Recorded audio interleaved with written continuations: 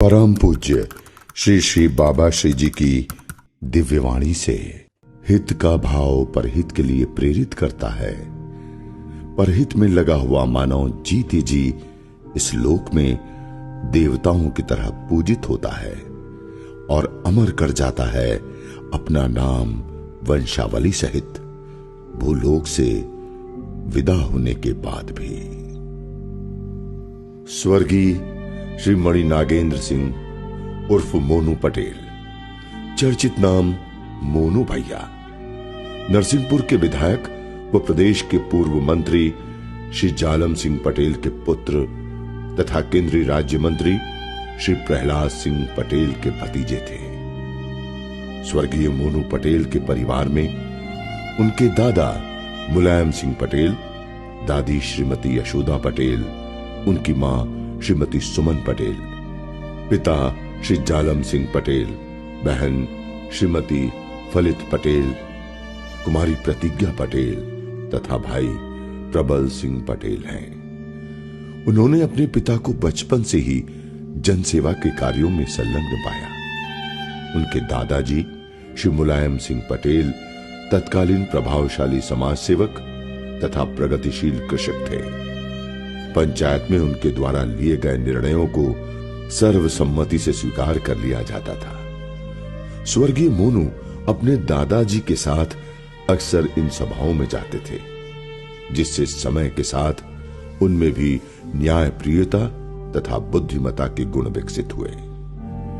गोटेगांव स्थित श्री देव ठाकुर बाबाजी मंदिर के जीर्णोद्धार हेतु गठित ट्रस्ट के प्रमुख श्री मुलायम सिंह पटेल हैं, जिसमें स्वर्गीय मोनू पटेल के दादाजी तथा स्वयं स्वर्गीय मोनू पटेल की अहम भूमिका रही। यहां आयोजित वार्षिक भंडारे की व्यवस्था मोनू मित्र मंडली द्वारा होती थी, जिसमें अनेकों लोग प्रसाद ग्रहण करते थे।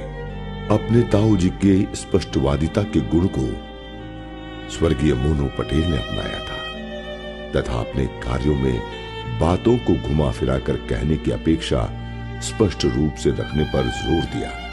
साथ ही आवश्यकता अनुसार त्वरित निर्णय लेना उन्हें अच्छे से आता था। उनके पिता श्री जालिम सिंह पटेल जनसेवा के कार्यों हेतु कभी भी जोखिमपूर्ण कार्य करने से पीछे नहीं हटते थे। उनका यही गुण उनके पुत्र मोनू में भी परिलक्षित दृष्टिगोचर होता है। कोरोना काल में इनकी सेवाएं जनता के लिए वरदान साबित हुई। जब बाजार सुनसान पड़े थे, ऐसे समय में गरीब लोगों के घर घर राशन, सब्जी आदि सामग्री पहुंचाकर परिवार का भरण पोषण किया। ऑक्सीजन सिलेंडर की व्यवस्था की। इतना ही नहीं, अन्य जिलों के या प्रदेश के बाहर के मजदूरों, छात्रों व सामान्य नागरिकों को भी उनके गंतव्य स्थान तक स्वयं के खर्चे से पहुंचाने का कीर्तिमान स्थापित किया। ये सब करते हुए वो स्वयं 2 बार कोरोना पॉजिटिव हुए, परंतु हार नहीं मानी। अनेकों पॉजिटिव मरीजों की गोटेगांव, नरसिंहपुर, जबलपुर, भोपाल, इंदौर में इलाज हेतु सहायता प्रदान की। कोरोना पॉजिटिव लोगों तथा परिवारों की सहायता करने अनवरत राशन, दवाई तथा जरूरत का सभी सामान पहुंचाने के दौरान वे स्वयं भी इसकी चपेट में आ गए, परंतु हॉस्पिटल में रहते हुए भी इस सेवा अभियान की मॉनिटरिंग करते रहे। गोटेगांव स्थित नेताजी सुभाष चंद्र बोस स्टेडियम निर्माण में इन्होंने महती भूमिका निभाई। वह सहयोग क्रीड़ा मंडल गोटेगांव में आयोजित खेल प्रतियोगिता कराने में अहम भूमिका निभा रहे थे तथा वहां सभी महत्वपूर्ण सुविधाएं जैसे उपयुक्त माहौल तथा आवश्यक किट जुटाने हेतु सतत प्रयासरत रहे। साथ ही ये सुनिश्चित किया कि कोई भी इस स्टेडियम का दुरुपयोग न करे। स्वर्गीय मोनू जी गोटेगांव जनपद तथा नगर पालिका एवं जिला पंचायत विजयी 90% सदस्यों तथा पार्षदों के सीधे संपर्क में थे तथा उन्हें जिताने में एक अहम भूमिका निभाई थी। अतः कार्यों में कोई ढिलाई न हो, इस बात का वे पूरा ध्यान रखते थे। स्वयं द्वारा निर्मित SRG ऑफिस में प्रति सप्ताह घोषित दिवस पर जन सुनवाई का आयोजन किया जाता था, जिसमें सभी तरह के मामले आते थे, लेकिन स्थानीय प्रशासन से जुड़े मुद्दों तथा शिक्षा, स्वास्थ्य, सुरक्षा के मामलों पर वो जोर देते थे। ऐसे अनेकों लोगों को घर बनाने हेतु सहायता राशि प्रदान की।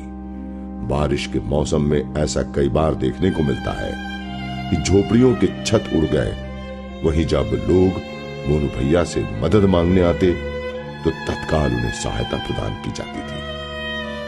जन सुनवाई के दौरान जब एक दंपत्ति ने अपनी बच्ची दिया के पढ़ाई का खर्च उठाने में असमर्थता जताई तो स्वयं मोनू पटेल ने आगे बढ़कर स्वयं ये खर्च वहन करने की बात कही तथा उसका नामांकन यूनिवर्सल पब्लिक स्कूल में करवाया।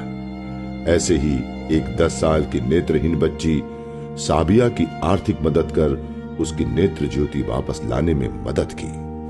मोनू भैया यदि सोशल मीडिया पर किसी पोस्ट को देख लें तो तत्काल अपनी मित्र मंडली के द्वारा उस व्यक्ति को सहायता प्रदान कराते थे। ऐसे अनेकों उदाहरण हैं जिन्हें भुलाना संभव नहीं। जन सुनवाई में ही पेट्रोल पंप अग्निकांड से प्रभावित दुकानदारों की समस्या का निराकरण किया। गरीबों, कमजोरों, निराश्रितों की सहायता करने हेतु वे सदैव तत्पर रहते थे।